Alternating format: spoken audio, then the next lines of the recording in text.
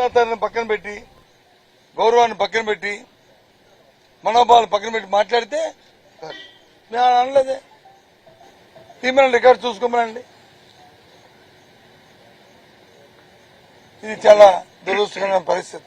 అంటే దీన్ని బట్టి చూస్తుంటే ఈ ప్రభుత్వానికి ఎవరైనా లెక్కలే, దేవుడైనా లెక్కలే, ప్రధాన లెక్కలేదు, మనోభావాలతో పని లేదు, సెంటిమెంట్లతో పని లేదు. ఎంతసేపు ఆ కుర్చీ ఆ రాజకీయం తప్ప ఇంకొక కారణాలు మాకు కనిపించలే. అందుకోసమే రాష్ట్రంలో ప్రజలు పడుతున్న కష్టాలు మాకు తెలుసు. యూరియా మీద ఎంత బాధపడుతుందో రైతాంగం అంతా కూడా సాక్షాత్తు కళ్ళకట్టి చూస్తున్నాం. మీ పత్రికలన్నీ కూడా చూపెడుతున్నాయి. రైతాంగం పట్ల ఉదయం మేము మాట్లాడాం, అడిగాం, డిమాండ్ చేశాం.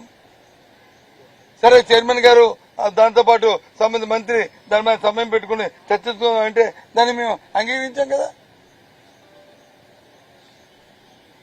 చర్చకి ఒప్పుకో అందరూ కలిపి సమయం పాటించుకొని చేస్తే ఎందుకు? మాకు కావాల్సింది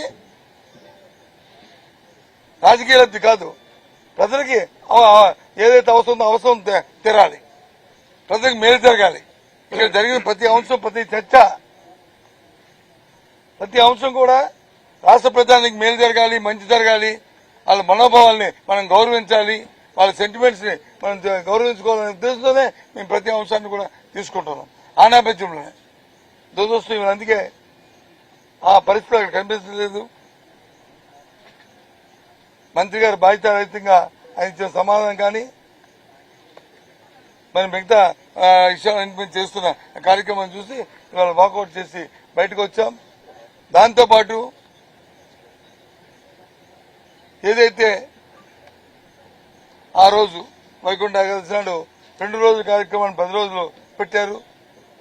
అగమన శాస్త్రాలు అవి ఇవన్నీ కొద్ది మాటలు చెప్పారు.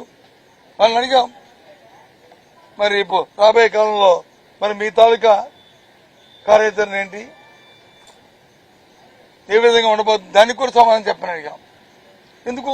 ఇక్కడ జరిగిన ప్రతి మాట అది రాష్ట్ర ప్రజలు అందరూ చూస్తున్నారు. టీవీల్లో 5 కోట్ల మంది దేశంలో ప్రజలు చూస్తున్నారు, ప్రపంచంలో ప్రజలు చూస్తున్నారు.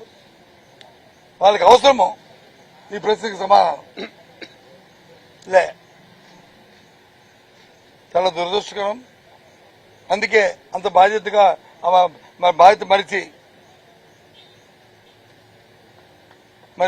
మరి మాట్లాడిన ఆ మంత్రి గారు రాజీనామా చేయాలని డిమాండ్ చేస్తూ, ప్రభుత్వం దీన్ని బాధ్యత వహించాలని డిమాండ్ చేస్తూ ఇవాళ వాకౌట్ చేసి బయటకు రావడం జరిగిందనే విషయాన్ని మీ ద్వారా రాష్ట్ర ప్రజానికి తెలియజేస్తున్నాం.